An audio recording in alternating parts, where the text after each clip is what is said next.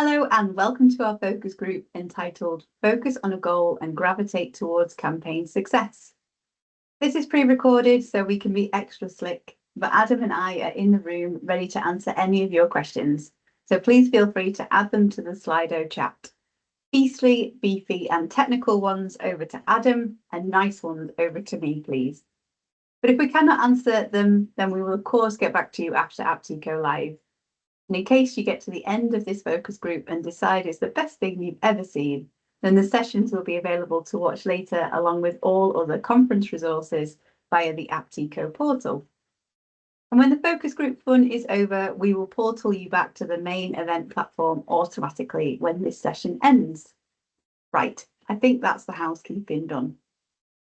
Oh, and in case you didn't know who we are, here is Adam on the left. He is a senior developer and tech lead in the campaigning team, developing things, all things Apteco, and mainly focusing on campaign functionality. He is one of the greybeards here at Apteco. Apparently, this means that he is super knowledgeable rather than old and grey. And then there's me. My name is Liz. I am the product manager of the campaigning side of Apteco, and I spend most of my day talking to users and then, badgering Adam. So here is the agenda. I will not read it all out, but please can you appreciate the 8 space puns we put in there? You are welcome. But over the next 40 minutes, we're going to talk to you about the importance of campaign goals and how we've added the ability to track campaign goals and objectives into Orbit to help answer the question, how successful was my campaign? This was the first theme of our development plan this year, to give you the tools to automatically track goals and objectives so you can see how well your campaign is doing. We appreciate to set up goals and track objectives, we need to give you the tools to react to customer engagement whenever they come in. And this is the second development theme that we've been working on this year. Switching from a linear journey approach to a react and acknowledge whenever approach, which is why we have brought in event triggers to provide you with the kit bag to persuade and engage customers to achieve your goal. So we have much to cover on our journey through the campaigning space. So buckle up and let's blast off towards our first topic. And it starts with big bang thinking. Words such as campaign success or marketing effectiveness are always bandied about in our industry when talking about campaign measurement. But how can you claim success or effective campaigning if you've not defined what it means in the first place? In a survey in Marketing Week, almost 60% of marketers, when asked, said marketing effectiveness measurement had become more prominent in making marketing and business decisions in their workplace. And over 75% of them said that they would like to see further integration of marketing effectiveness metrics in their business decisions. And I guess that makes sense. Brands have constant cost pressures, so having something to measure whether that investment has been worth it is important. But the findings of how the customer reacts and the insight of when they react, well, that should inform future decisions, not only for marketing, but for customer experience.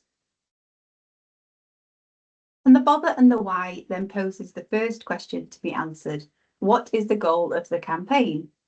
And to answer that, we must start with, well, what is a goal and how do we define it? A goal is a clearly stated action or outcome that you want to achieve. It needs to stand up to accountability, so we need to ensure that it's specific and well defined. And when asked about the why for the campaign, it would be easier to justify the time and effort if it contributed towards strategic business goals rather than just like a lovely thing to do. We need to make sure that it's realistic, obtainable rather than just a pipe dream, and we need to add a time frame in there. How long should we track the purpose of this campaign before we can confirm or deny the investment in setting up was worth it? So goals are not marketing science. They obviously can be applied to all aspects of everything we do. But Venus here is right. When setting up a goal, we give it our best informed go. And then there are many external factors that can come along and play a massive role in the fate of that goal achievement. So think of a goal as requiring monitoring, a frequent reality check, and some tweaking along the way, but the purpose or the point of the campaign will remain the same. So what's it going to be? Decisions, decisions. Let's take a look at how we define an overall campaign in Orbit. Okay, and let's set the scene with the case study that we'll use throughout the presentation. So welcome to Apteco, our technology retail brand, and we're launching a new phone at Christmas called Orbital.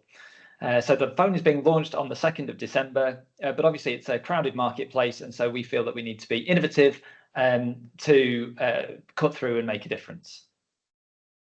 So we're setting ourselves a goal to try and raise awareness and then get sales over the Christmas period and into January. So our target is to get 20,000 new sales of our Orbital phone before the end of January. And as part of the approach for this, we're going to launch a try before you buy deal and ask people to pre-register for that. So the objective there is that we want to have 5,000 people signing up over the next 2 weeks for the try before you buy scheme. So let's have a look at how Orbit goals look in Orbit. And we can see here, once a goal has been defined, you can see the progress that we are on track with a progress bar and a message there. We're maybe halfway through the goal in this particular screenshot, and we can see the time period there as well. And we define that in the journey builder by setting up the table that we'll define the goal on, the target there, edit the time period, and add some notes if we want. Back to you, Liz. Okay, so we have an idea of the outcome we want to achieve, but how are we going to do it? We are going to communicate and win people over with our snazzy, engaging, and innovative messaging. But how do we make sure that it lands right? And that's down to making the right channel choice. So the urgency of response and complexity of the ask will be one of the determining factors on which channels to use. And here is a matrix which gives us examples of which channel choice is applicable depending on the urgency or message complexity. So let's take a look at it in more detail, starting with the top left, simple yet urgent. Here we have push notifications, SMS and messaging services, channels where there is a character limit to the message or an expectation for it to be short. And because we can't put lots of words down, or in the case of a traditional SMS, not even a picture, our notifications here are to tell the customer something that they want to hear. Both WhatsApp and SMS have a 99% delivery rate, simply because that phone of yours rarely leaves your side. SMS messaging and WhatsApp are on the more expensive side as far as channel choices go, but the message gets through to you. We just need to make sure that that message is meaningful, because let's be honest, if you disturb me through a channel like this, then the message needs to be important. Then we move along to urgent but complex, and here we find customer service and email. We may have a live customer issue that needs handling in more than just 160 characters, and it's good to talk anyway. Let's get the important information across in a way that resonates with the customer. Let's move down, low urgency but complex, and DM is a channel feeling right at home in this quadrant. When someone says, I will urgently put that in the post, unless real money is handed over, it's really unlikely that the urgency will be considered here. So these comms are informative, brand engagement, or operational, regular communications such as annual statements or newsletters. But once that DM lands, according to the DMA, direct mail response rates are around 10 to 30% higher than digital marketing ones. Web content is here as well, as content can tie in with the awareness and consideration end of the purchasing funnel, giving people information of what's on offer. And lastly, simple and low urgency, the awareness side of marketing, which is home to social media and SEO, headlines that grab attention for brand engagement or quick buys, pivotal for brand awareness, but on an app or a feed that a customer can choose to ignore.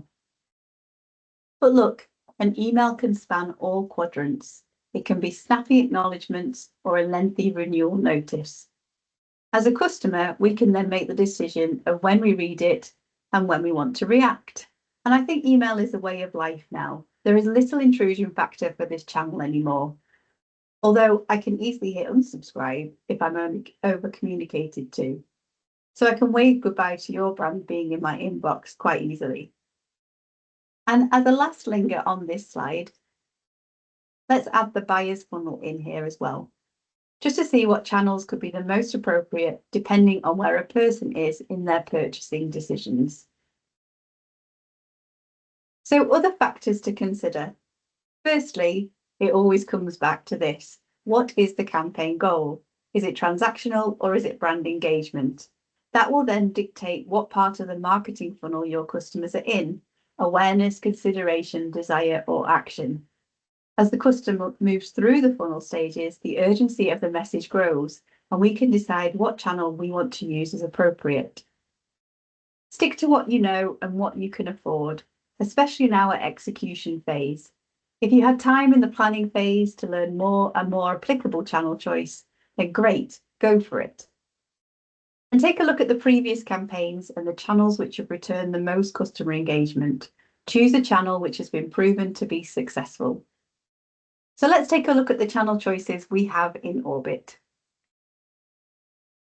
Okay, so let's have a look at Orbit. And if those of you who are familiar with the Journey Builder will recognize a lot of these channels, but we have email, which we've discussed, that is suitable in lots of cases, file and FTP channels, which are suitable for delivering to direct mail, but also maybe passing data into call centers or other data processing, then mobile push notification, SMS, including Apteco SMS, Meta ads, and WhatsApp as well.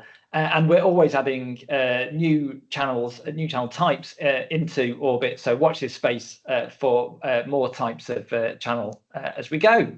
Liz. Okay, so this stage here could have come before channel choice or after, depending on how many channels you have at your fingertips to use. We need to work out the journey. What are the logical steps that we need to take in order for our objectives and our goals to be set? The customer journey should be informative yet creative, where appropriate, and concise where immediate action needs to be taken. Planned in a unique style for your brand's tone of voice, choosing what to say, how to say it, and when to impart the knowledge is actually the fun bit for us. Even better would be to make it creative, where we have the opportunity, and here's some stats we can see here. The companies can generate as much as 40% more revenue from personalisation, and 71% of customers want business to provide personalised experiences. Actually, 76% are frustrated when this doesn't occur. So that said then, of course there is a balance to strike between data personalisation and data privacy, but let's bring our insights into this. Recognise that what we know about the customer and what the transactions and how they bought and where they bought, recommendations of what could be useful to them, such as next best offer, and then let's tell them about it through a channel which they engage with. And once you've scoped out the journey of comms that you wish for the recipients to receive, you can sit tight and alert and see how they react to the messages, or perhaps they don't, in which case we need to think again and pivot and try something else. But rather than sitting alert, holding your breath in anticipation of some engagement, we can set trackable objectives per message. For most communications, we are asking our customers to do something, a call to action. And for that, we can define some upfront objectives, and then we can stick some smartness in there as well. Specific, measurable, actionable, realistic, and timely. This is so we can consider the success of the communication over a certain time frame. We can collect evidence, and then we can make some decisions. Let's see how smart we can be in Orbit. So let's just remind ourselves of the case study again. It's our goal to try and attract 20,000 new sales for the orbital phone, but our objective is to increase registrations. So we've got 5,000 people signing up for the Try Before You Buy scheme. So let's see what that looks like in Orbit. Okay, so as you can see on the screenshot here, we've got the goal that we looked at before, but we've now got an objective as well, pre-order registrations. And again, we've got a progress bar and some numbers there. And we show at the bottom of the screen how it's defined. But if we look here, we can see in detail, this is how you set it up in Orbit with a very similar set of options to what we have for goals, really. But this is defined on the message step. The pre-order registrations table, a filter, a target, and a date range.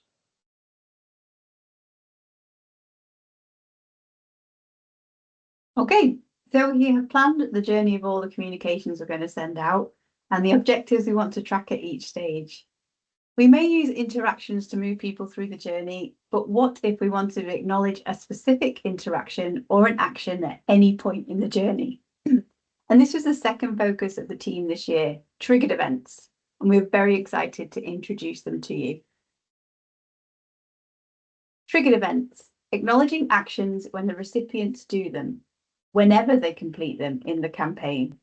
This is really exciting because we can have a main journey of communication and then side comms, a nod of recognition, if you like, when the customer chooses to hit any one of the trigger events rules that we have set up.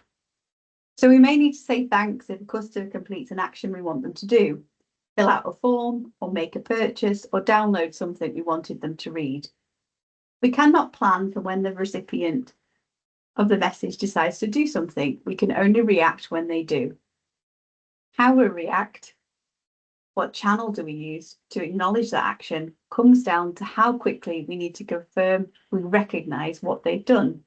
Reset a password or make a purchase, contact us are all urgent things, but simple messages that we could acknowledge. And actions such as booking an event may need more complex answer regarding event details and how to get there. And an email would be a good shout for that sort of thing. What happens afterwards, though? Should they carry on with the prescribed messaging in the main journey or exit the campaign? I guess that depends on whether they have achieved your goal. Let's introduce you to triggered events in Orbit.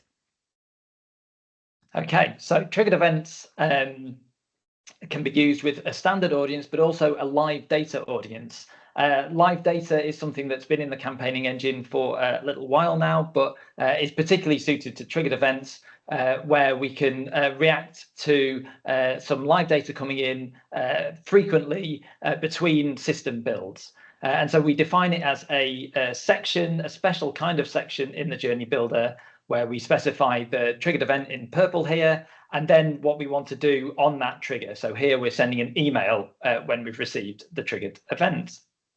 Okay, so let's bring all of these aspects together and look at a demo live in Orbit. So if I share my screen, we can see Orbit, and let me take you through this. So this is a journey that we've set up for our orbital launch. And we've got our target segment at the top with our active base, nearly 300,000 people. So those are the customers that we're going to engage with our try before you buy offer. So then we've got an email down here, an Apteco email enticing people with our try before you buy deal. So we've got specified our channel and our template, and we've got a little bit of personalization down here. We're using their first name. So let's just have a look at the template that we are going to use. And because this is Apteco email, we can look at it all inside Orbit. So just as the template loads, we've got some nice copy here and creative. Oh yes, this is all quite tempting really. And then we've got a link at the bottom to register our interest.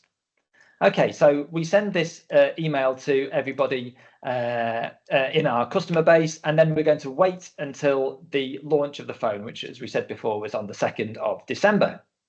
When the 2nd of December rolls around, we're then going to check to see what happened. Now, if people bounced or unsubscribed, we're just going to exit them from the campaign because they've said they don't want any more information about this.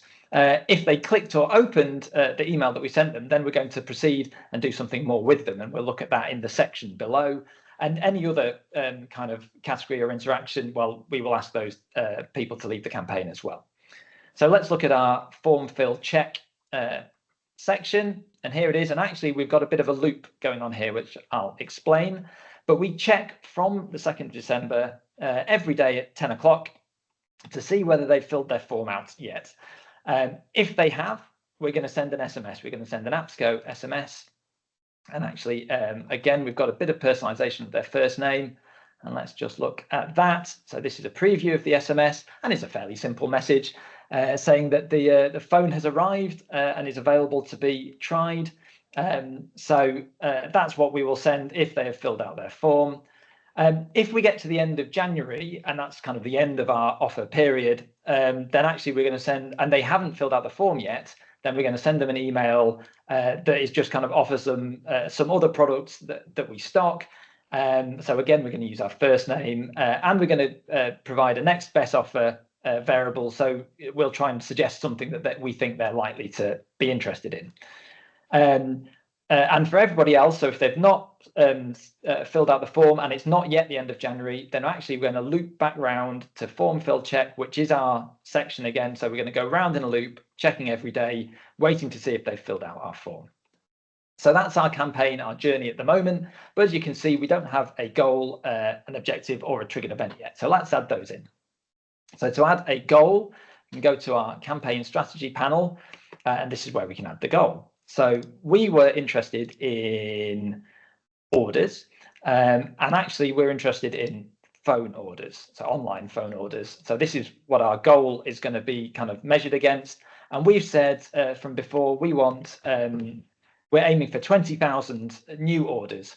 And we're going to track this from the 1st of November this year until, and in fact, I'll use the date picker, the end of January 2025. We can add some goal notes as well to just be clear about what we're doing here. So we have defined a goal, and there it appears in the journey, but we now need to define an objective for our 5,000 signups. So in order to define an objective, you actually define it on the message that it's associated with. So here we've got an objective or a place where we can set our objective. So we're interested in signups. And again, it's the pre-order registrations is what we're going to be tracking. And let's filter that to our pre-order registrations in November. So what did we say? Our target was 5,000, and we're maybe looking at that over a couple of weeks. So that from the 1st of November to, again, let's use this, to the 15th of November. And actually, we need to specify the time variable that says when our registration came through. So it is the date of registration here, and we're going to track this for 14 days as well. Now, you might ask, why have we specified a time window in 2 places? And in this case, in our scenario, we're sending everyone the message at once, and then we've defined our time window. But it might be you have a campaign where you communicate with people not all in one go, but over a period of time, or there's repeat communication. And that's when the response time window is 14 days after the date of communication, whereas our kind of reporting target window is more of a fixed thing. In this case, because we're sending all the messages all at once, the 2 windows are the same. If we had a revenue or a other kind of value variable associated with the response, then we could specify that here. But actually, we're just looking for 5,000 signups, so just a count. So we don't need an extra variable here, and we could specify some notes if we want.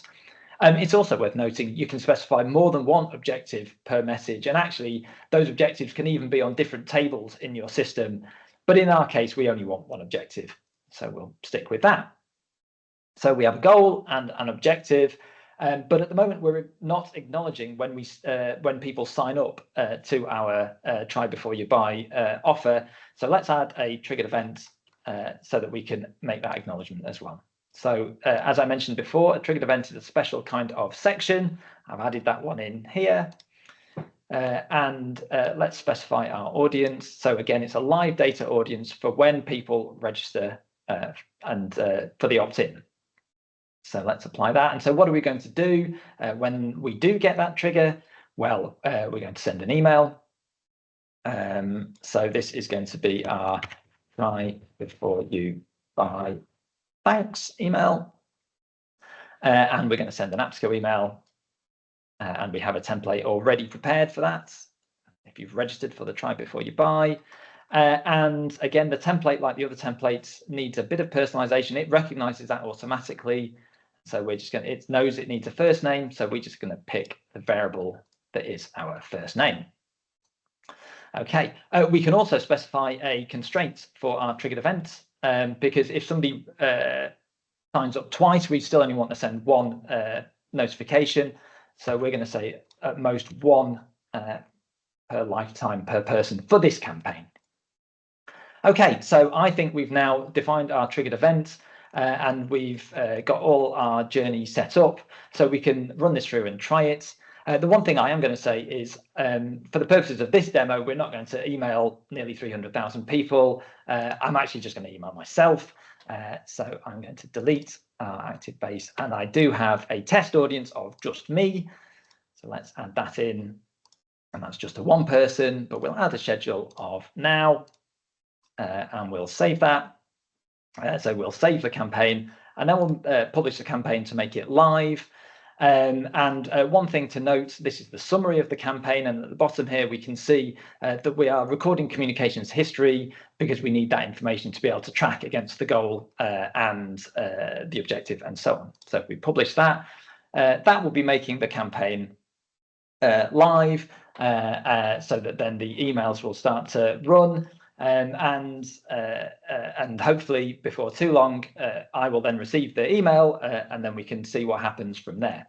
So you'll notice when the campaign is first published, our goal is saying that we're at risk, and that's just because the campaign has only just started, and we don't have any sales yet, so we don't have any information to go from. So at the moment it's at risk, but as the campaign runs, we'll see more sales coming through, so that the progress bar will move up, and hopefully we'll be more on track. So actually, as you can see, the one record has already started processing through our campaign. We can see that we've passed through the email, so hopefully any second now I will receive an email, and then we can take it from there. But just while we're waiting for that email to appear, it's maybe just worth saying that we think that we're quite proud of the work that we've done with sections, at both kind of regular sections and the triggered event sections.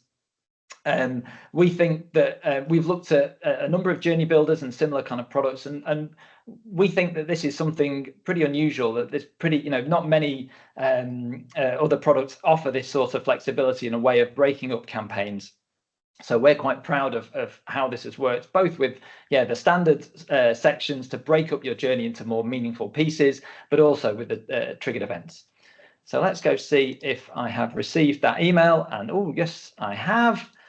Let's have a look, and let's have a look at the full glory of it. So we're launching our new phone, Orbital, fantastic. I'm skim reading this email, I promise you. And here we go at the bottom, we have click to register our interest. So let's see what happens. And we're taken to a rather attractive page. Try before you buy. Yes, this all looks good to me. Oh, and we've got a form here to fill in. So if I can just remember my own name and my own email address, the browser can even help me, but let's just type that through. And I'm going to agree to the privacy policy here. Then we can submit this form and continue on our process.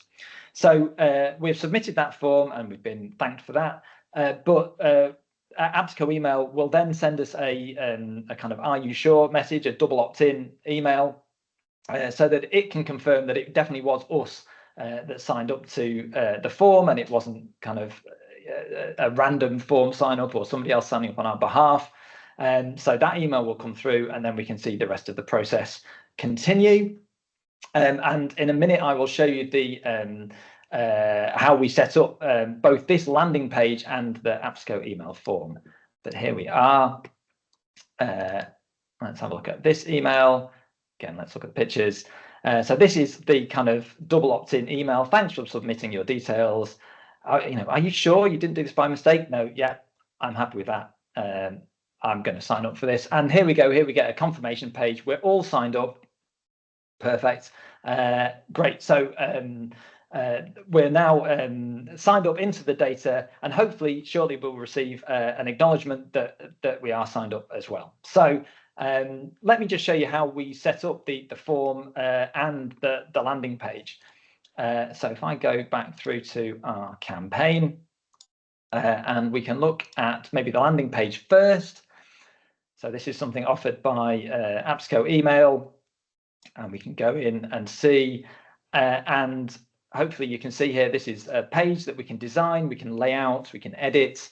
If you're used to using Apteco Email, then this will be a very familiar kind of user interface. I presume this is also quite similar to some of the other competing products out there as well. But this is all, the kind of standard things that you can do, standard layouts and so on. But we've got a form embedded here, and we designed that form also in Apteco Email. So let's have a look at that too.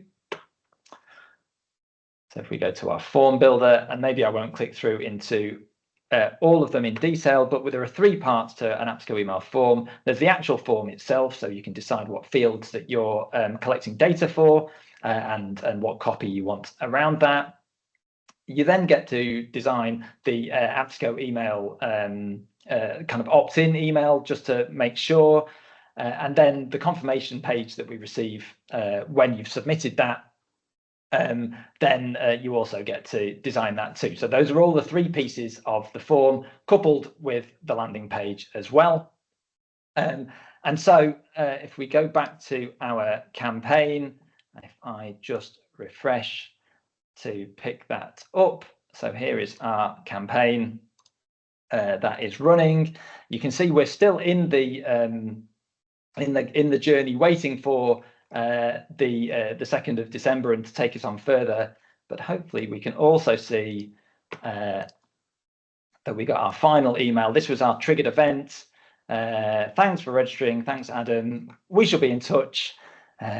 Orbital is out in the world soon, so I am looking forward to that. That will be great. Okay, let's go back to our campaign. So as you can see, this is us in the campaign, as I said, and actually you can also see that 1 record has been processed, 1 person has been processed by our triggered event. Okay, so this is just the 1 person flowing through our simple campaign, but we can also see campaign I prepared earlier with a few more people running through it. So actually nearly 300,000 people flowing through it. And as you saw on some of the screenshots earlier, we can see that, yes, we've got 51% of our goal met, over 10,000 people, and we're on track for our date range. And we've got our objective well on the way as well, with over 2,000 signups. So things are all looking quite good and quite healthy. Okay, that's the demo so far. Liz, back to you.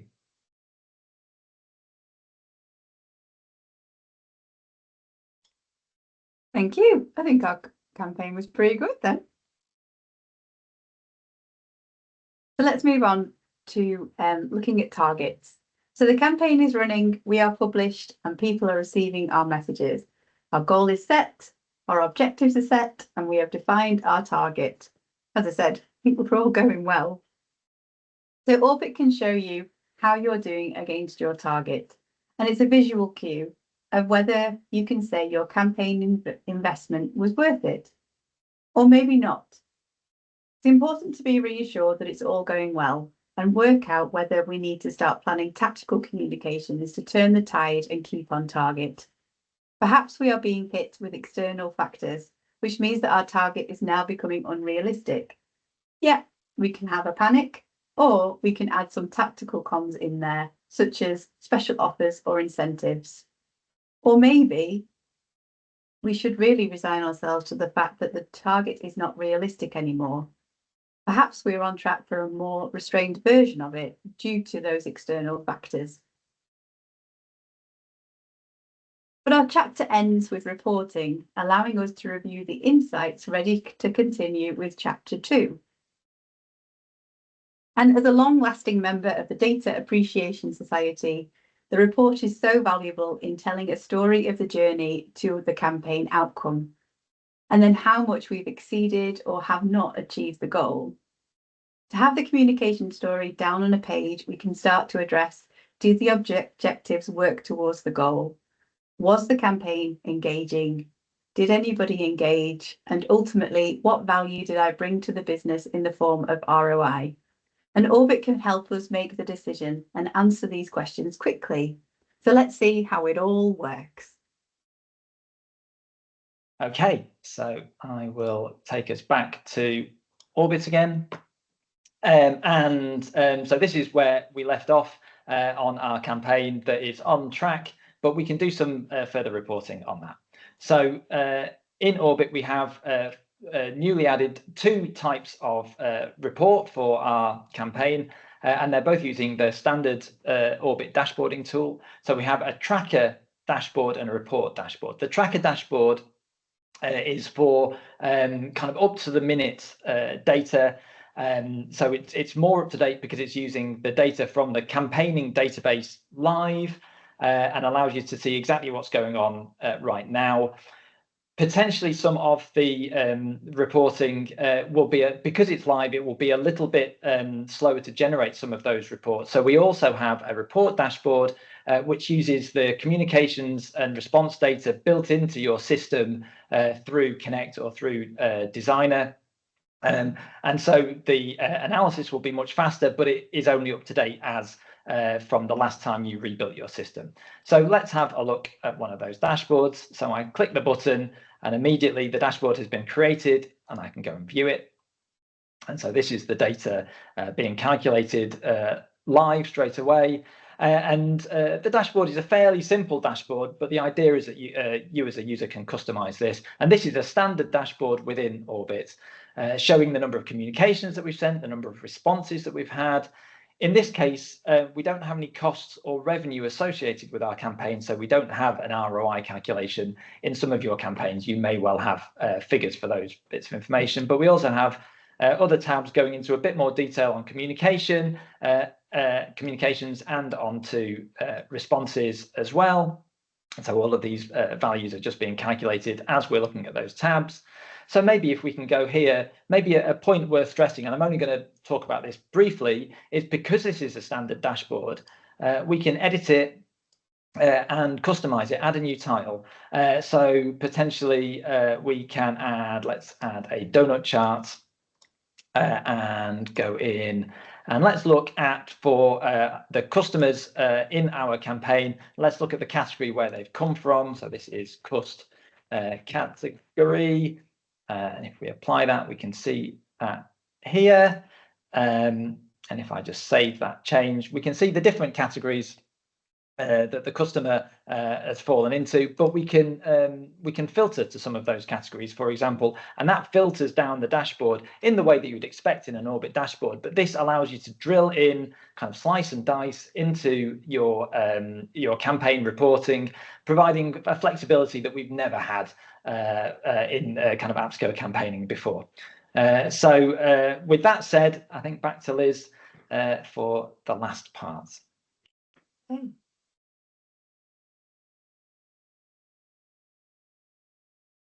Okay, so let's wrap up the shop and recap.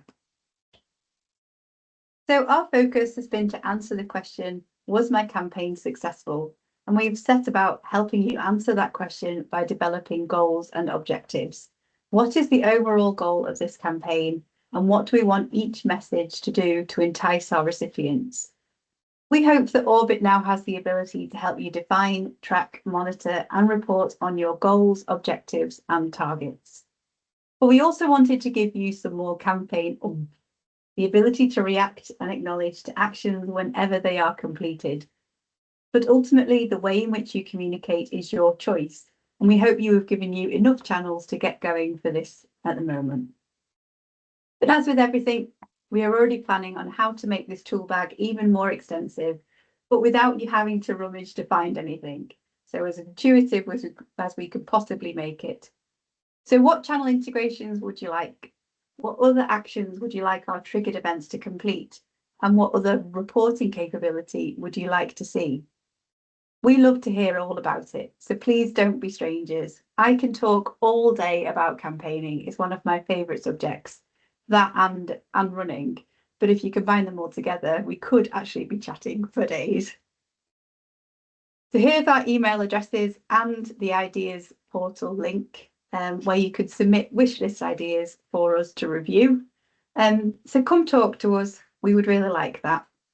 Wasn't too desperate, was it, Adam? No, I think that's fine, Liz. I think that's fine. So thank you very much for watching. I hope you've enjoyed it. And yes, do get in touch.